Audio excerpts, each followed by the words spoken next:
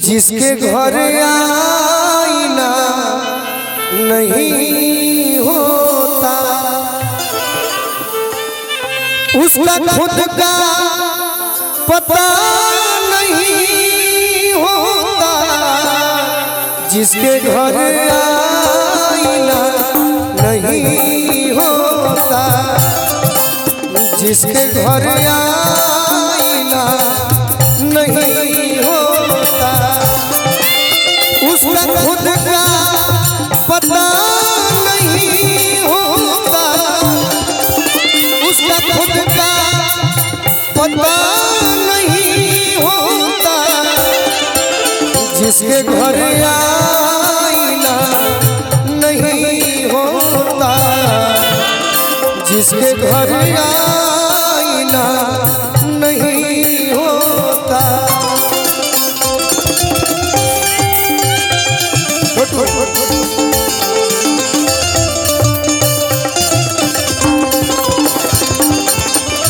क्या बात है।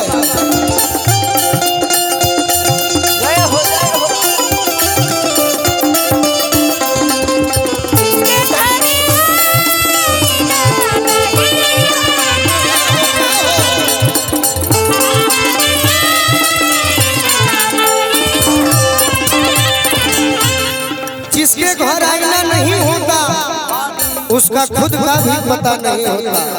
अगला लाइन सुनिएगा। दोस्तों की कमी नहीं होती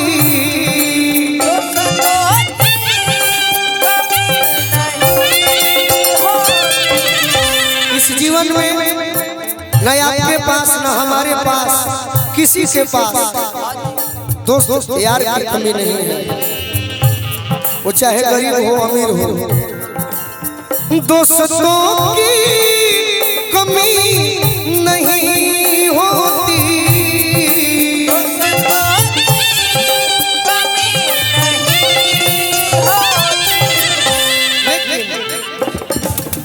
दोस्तों की कमी नहीं होती लेकिन हर कोई आपसा नहीं होता हर कोई आपसा नहीं होता। उसका खुद का पता नहीं होता उसका खुद का पता नहीं होता। जिसके घर आईना नहीं होता जिसके घर आईना नहीं होता।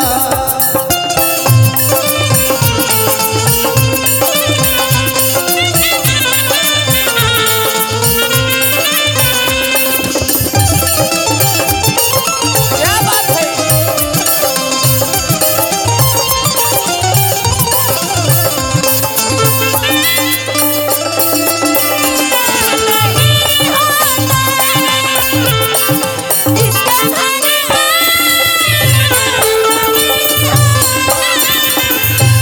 दोस्तों की कमी नहीं होती लेकिन हर कोई आपसा नहीं होता और हर कदम पर खुशी नहीं मिलती।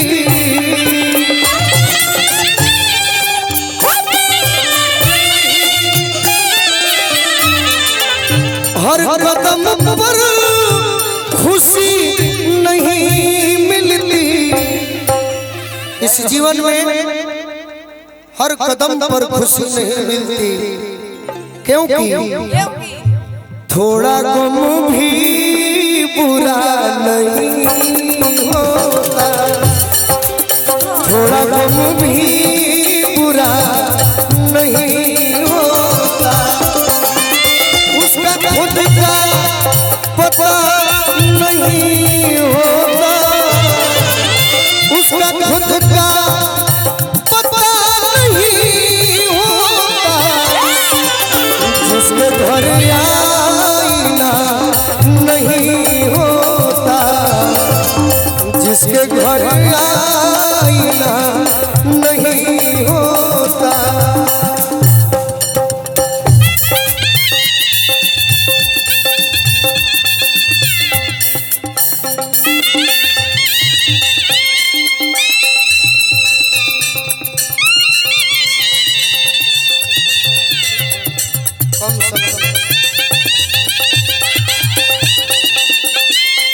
जय हो टेंगारी चाचा।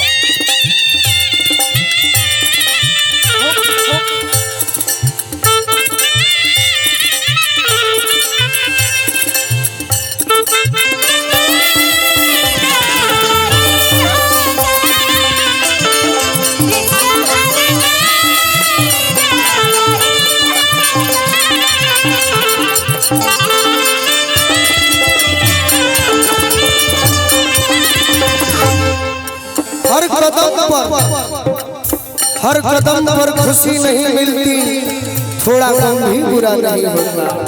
लास्ट लाइन, कुछ मजबूरियां भी होती है,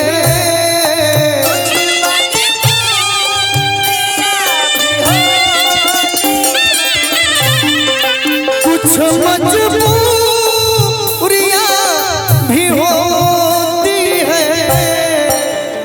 जीवन में, हर आदमी के जीवन में कुछ न कुछ मजबूरियां होती हैं।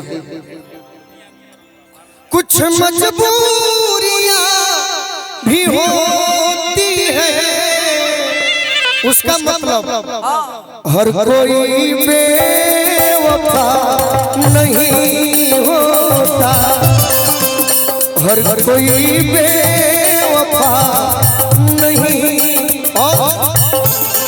लास्ट लाइन, हजारों फूल खिलते हैं चिलमन में,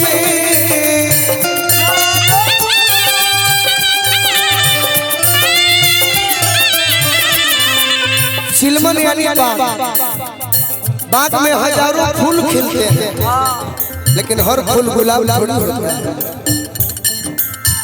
हजारों फूल खिलते हैं चिलमन में, लेकिन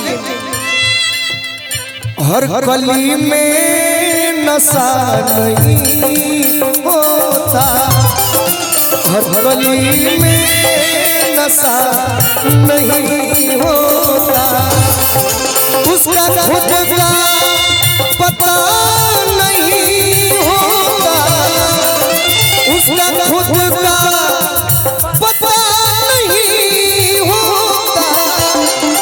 जिसके घर आईना नहीं होता, जिसके घर आईना नहीं होता, और जिसके घर आईना नहीं